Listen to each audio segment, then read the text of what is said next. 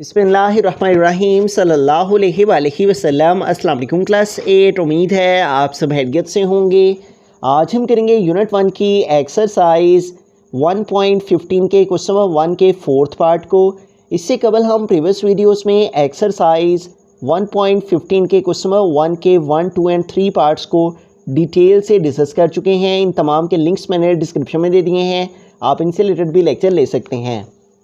Exercise 1.15 के question number 1 के fourth part की हम चलते हैं। हमारा क्वेश्चन है verify the commutative law of union and intersection of the following sets through Venn diagram. तो हमने वेन डायग्राम को यूज़ करते हुए उनके ज़रिए से वेरीफाई करना है कम्यूटेटिव लॉ ऑफ यूनियन को और इंटरसेक्शन को, ठीक है। और हमारे पास यहाँ पे जो क्वेश्चन दिया गया है वो है the sets of E and O. तो ई फॉर इवन नंबर्स को कहते हैं, ठीक है, जबकि ओ फॉर ऑड नंबर्स होते हैं। तो अगर हम बुक के ऊपर आएँ तो जैसा कि हमारे पास यहाँ पे द सेट्स ई एंड ओ है, तो ई फॉर इवन नंबर, तो बुक के पेज नंबर 35 के ऊपर अगर हम आएँ तो यहाँ पे बुक के ऊपर some important sets and their notations लिखे हुए हैं। तो अगर हम sets of E for sets of even integers, ठीक है, और इवन इंटीजर्स में हमारे पास कौन से नंबर्स होते हैं, 0 +-2 +-4 +-6 है, ठीक है, और सो ऑन, इसी तरह से नंबर चलते चले जाते हैं। तो ई फॉर इवन इंटीजर्स हैं और वो कौन से हैं वो हम यहाँ पे लिख लेंगे 0 +-2 +-4 +-6 और इस तरह से जोन से हैं नंबर्स आ जाएंगे, ठीक है। ई फॉर इवन नंबर्स और वो हमने यहाँ पे लिख दिया। और फिर है ओ फॉर ऑड नंबर्स होते हैं, ठीक है, और O for set of odd integers, और उसमें कौन कौन से नंबर शामिल हैं, +-1 +-3 +-5, ठीक है। इनको हम यहाँ पे लिखेंगे +-1 +-3 और +-5 और इसी सीक्वेंस में नंबर्स आगे चलते चले जाते हैं, ठीक है। तो यूँ हमने इन दोनों सेट्स का ई फॉर इवन नंबर्स वो लिख दिए, ओ फॉर ऑड नंबर्स वो लिख दिए। अब उसने कहा है commutative law of union and intersection.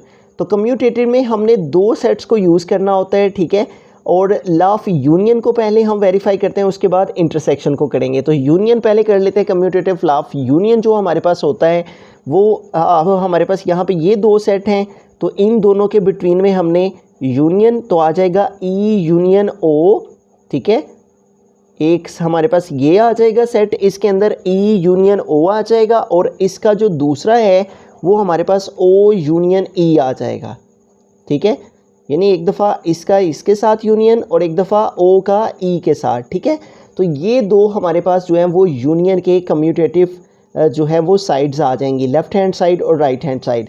अब इन दोनों को हम सॉल्व करते हैं। पहले लेफ़्ट हैंड साइड को सॉल्व करते हैं, और लेफ़्ट हैंड साइड में है ई यूनियन ओ, ठीक है। तो यहाँ पे पहले ई है तो हम ई सेट की वैल्यू को लिख लेते हैं, और ई सेट की वैल्यू है हमारे पास ई फॉर इवन नंबर्स, और वो हैं 0 +-2 +-4 +-6, ठीक है, और इस तरह से सो ऑन। उसके बाद यूनियन के लिए यहाँ पे यू लिखेंगे, फिर ओ है तो ओ फॉर ऑड नंबर्स, और वो कौन से हैं 1, 3, 5 +-1 +-3 +-5 और इस तरह से नंबर्स आगे चल रहे हैं, ठीक है। तो यूनियन में हमने क्या करना होता है, हमने यूनियन में इकट्ठा करके दोनों सेट्स के एलिमेंट्स को एक सेट में लिखना होता है, ठीक है। तो जब हम इन दोनों सेट्स के एलिमेंट्स को इकट्ठा करेंगे तो इधर से आ जाएगा 0, इधर से हम 1 ले लेंगे, +-1, इधर से हम 2 को लिख लेंगे +-2, जबकि इधर से हम 3 को लिख लेंगे +-3, इधर से 4 को लिख लेंगे, ठीक है, इधर से 5 को लिख लेंगे इस सेट से, और जबकि इस सेट से हम 6 को लिख लेंगे, और इसी तसलसल में सीक्वेंस में इसी सीक्वेंस में तरतीब से नंबर चलते चले जाएंगे। अब ई यूनियन ओ के लिए जो है वो हम वेन डायग्राम ड्रॉ करेंगे। इससे प्रीवियस जो हमने क्वेश्चंस किए थे, इसके जो पहले 3 पार्ट्स हमने अंडरस्टैंड किए थे, उनके अंदर हमने देखा था कि दोनों सेट्स में जो कॉमन नंबर्स आते थे उनके लिए हम सर्कल को इस अंदाज से ड्रॉ करते थे कि एक सर्कल का कुछ पार्ट दूसरे के अंदर, दूसरे सर्कल का कुछ पार्ट दूसरे के अंदर आता था। लेकिन इस क्वेश्चन में हमने क्या किया है, दोनों सर्कल को सेपरेट करके लिख दिया है। ऐसा इसलिए हमने किया है कि हमारे पास एक सेट तो ई है और दूसरा सेट ओ है।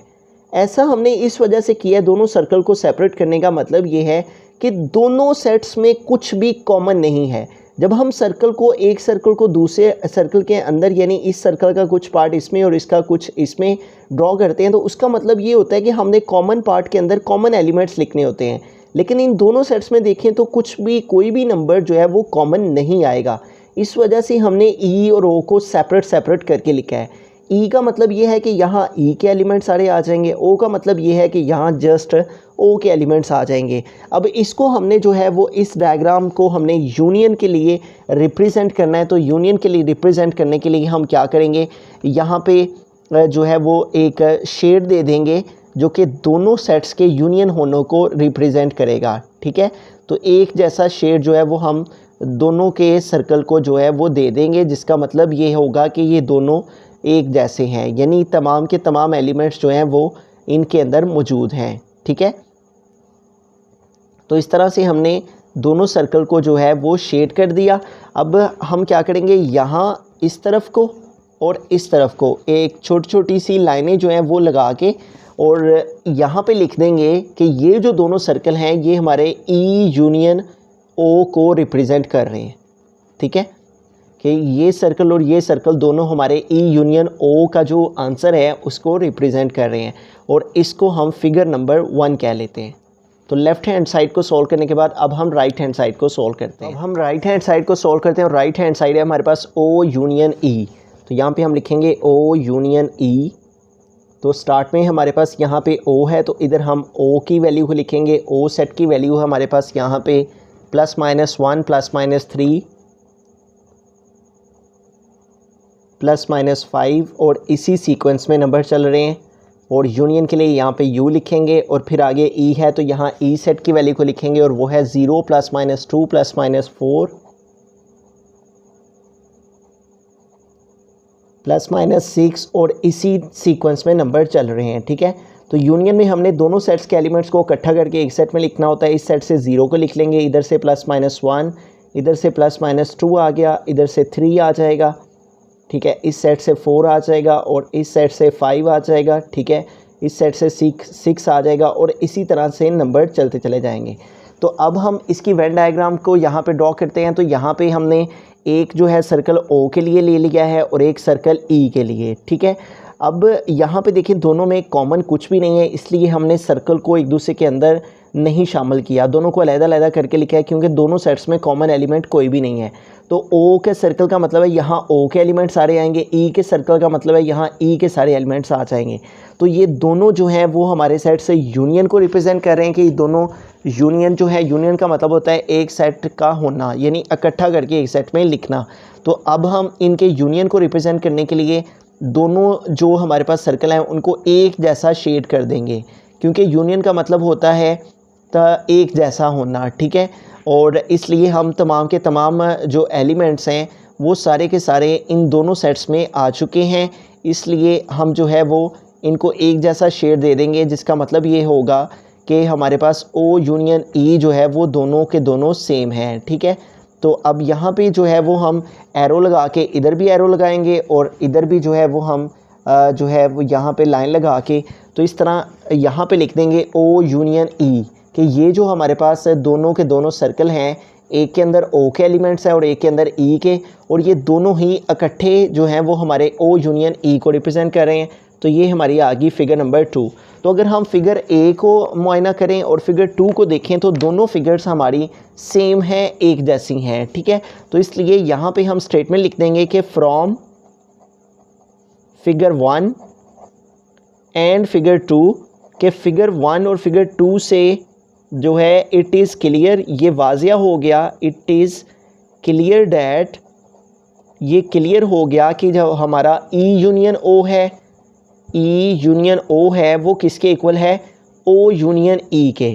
ठीक है, तो इससे हमारा जो कम्यूटेटिव लॉ ऑफ यूनियन है वो वेरीफाइड हो गया। ठीक है, तो लेफ़्ट हैंड साइड थी, हमने उसका यूनियन लिया, उसकी वेन डायग्राम ड्रॉ की, और फिर राइट हैंड साइड थी, उसका यूनियन लिया और फिर उसकी वेन डायग्राम ड्रॉ की। तो इस तरह कम्यूटेटिव लॉ ऑफ यूनियन हमारा जो है वो कंप्लीट हुआ। अब हम commutative law of intersection find करते हैं। बिस्मिल्लाहिर्रहमानिर्रहीम। कम्यूटेटिव लॉ ऑफ यूनियन के बाद commutative law of intersection find करेंगे और हमारे पास सेट ई एंड ओ है।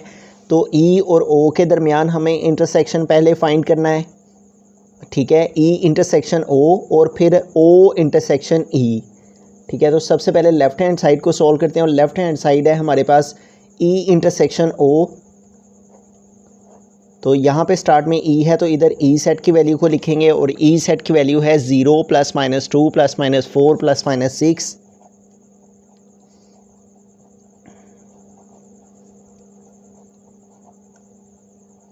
ठीक है, ई सेट की वैल्यू लिखने के बाद इंटरसेक्शन है तो यहाँ पे इंटरसेक्शन का सिंबल लगाया। फिर ओ है तो यहाँ ओ सेट की वैल्यू को लिखेंगे और ओ सेट की वैल्यू है 135 +- 1 +- 3 +- 5 और इस तरह से नंबर्स आगे चल रहे हैं, ठीक है।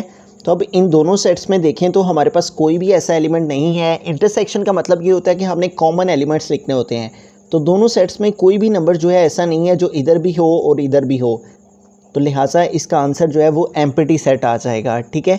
और इस एम्प्टी सेट को जो है वो हम इसके ऊपर अब इसकी जो हमारे पास वेन डायग्राम है उसमें अगर हम इस तरह से हमने रेक्टेंगल ड्रॉ करने के बाद दो सर्कल अंदर ड्रॉ कर लिए हैं और एक सर्कल को हमने ओ का और एक को ई का नेम दे दिया है, ठीक है।